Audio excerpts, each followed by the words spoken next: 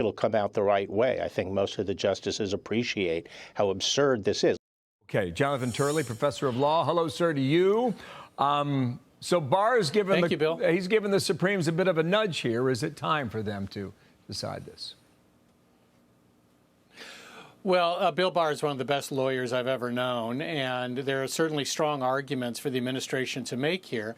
I think that we have to be honest that there are good faith arguments on both sides. This is a controversial law being used in a new way, and there are legitimate questions as to the meaning of some of these terms and how much of it is actually reviewable. That's going to have to be resolved by the Supreme Court, not by lower court judges. And people need to trust our system here. We have the greatest legal system on earth, and it will work through these problems, and I think it's going to work through them pretty quickly. Okay, so good faith argument. Let me come back to that. Let me just refresh viewers with what's been happening here. Number of injunctions at the lower court level: Biden 14, Obama 12, Bush 6, Trump administration 1.0, 64. I think we found another the other day in the 20th century. There was like a dozen, and now we're already at 15 in about 64 days. So you mentioned that about Barr a moment ago, about the good faith argument. Roll soundbite number 3 to continue this question here. Watch. These district court judges are trying to usurp the responsibility of the president in the national security area. And what's happening here is they're trying to reduce all decisions to these trial-like hearings, which essentially gives the judge the power to overrule and second-guess the executive. So the way we frame that question, where there's 650 district court judges across the country, and what Barr says, like a judge in the same court down the hall could disagree with him. That does not give the original judge the authority to go over the executive power. How do you view that? No, I think there's a legitimate complaint here. It's like having a car where every passenger is grabbing the emergency brake. It's pretty hard to drive that car.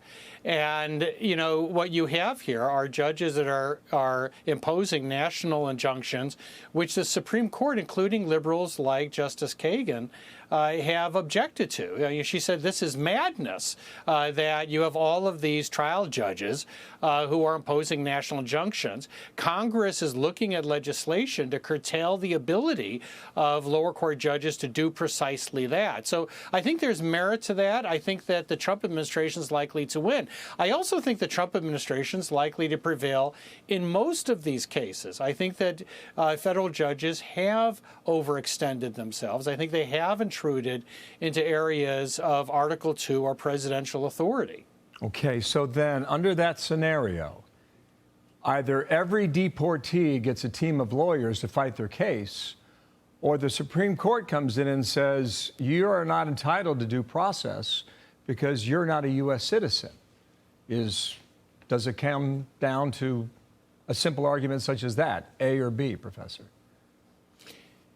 It does. The Supreme Court has previously said that there are due process rights that adhere to even non-citizens within the country. So there are cases that support giving some type of hearing. The question is, how much of a hearing? What do you need to have in order to deport individuals? The administration would like to use this law to sort of circumvent or short-circuit at least that process. That's a novel use of the law, so the court's going to have to look at that.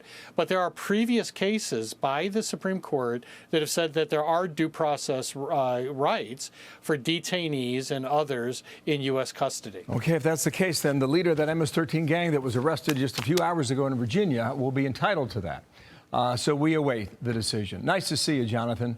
Jonathan Turley, working that scene in Washington, D.C. Hey, Sean Hannity here. Hey, click here to subscribe to Fox News YouTube page and catch our hottest interviews and most compelling analysis. You will not get it anywhere else.